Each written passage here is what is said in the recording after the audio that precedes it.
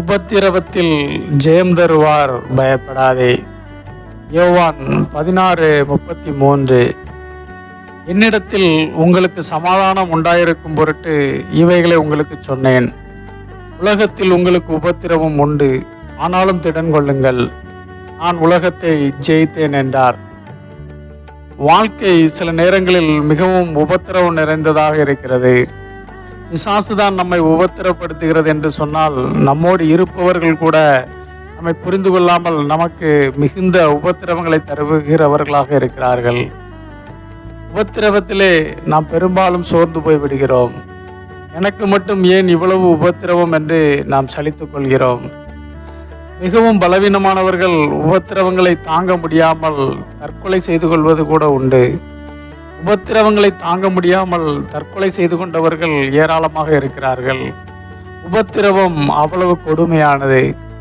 ஆனாலும் உபத்திரவம் வாழ்க்கையில் வரவே வராது என்று பைபிள் சொல்லவே இல்லை.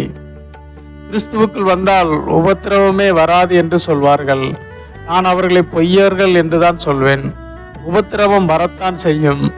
ஆனால் அந்த உபத்திரவங்களை எல்லாம் ஜெயித்து வாழ்ந்து காட்டுவதுதான் கிறிஸ்துவ வாழ்க்கை என்பதை நாம் புரிந்து கொள்ள வேண்டும். தேவனாகிய இயேசு கிறிஸ்துவுக்கே இந்த உலகத்தில் அவ்வளவு பாடுகளும் உபத்திரவங்களும் இருந்தது. அவரை சிலுவையில் அறையும் அளவிற்கு உபத்திரவம் இருந்தது. நமக்கு அந்த அளவிற்கு உபத்திரவம் இல்லை. ஆனாலும் நாம் படும் சின்ன சின்ன உபத்திரவங்கள் கூட மலையளவானதாக தெரிகிறது. ஒரு ஊழியக்காரர் சில நேரங்களில் தான் படும் துன்பங்களையும் உபத்திரவங்களையும் நினைத்து இயேசுவிடம் இவ்வாறு முறையிடுவாராம். உங்களுக்கு என்ன ஏசப்பா, நீங்க சில வருடங்கள் உபத்திரவப்பட்டீங்க, சிலுவையில் தொங்குனீங்க, நிம்மதியா போய் சேர்ந்துட்டீங்க. இங்கே நான் தினம் தினம் உபத்திரவப்படுகிறேனே. உம்மை போல சிலுவையில் மரித்திருந்தால் கூட ஒரே நேரத்தில் உபத்திரவம் முடிந்திருக்கும். இந்த உபத்திரவத்தை எல்லாம் என்னால் தாங்க முடியவில்லையே என்று சிறு பிள்ளையை போல அவரிடமே முறையிடுவாராம்.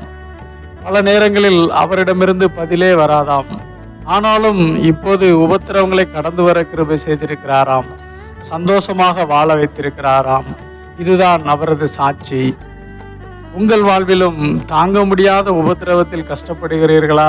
பயப்படாதிருங்கள். உங்கள் உபத்திரவம் தேவனுக்கு தெரியாமல் இல்லை. உபத்திரவத்தை எப்படி ஜெயிப்பது என்று கற்றுக் கொடுத்து கொண்டிருக்கிறார். விரைவில் உங்கள் நிலை மாறும். சந்தோஷமாக இருப்பீர்கள். ஆமென்.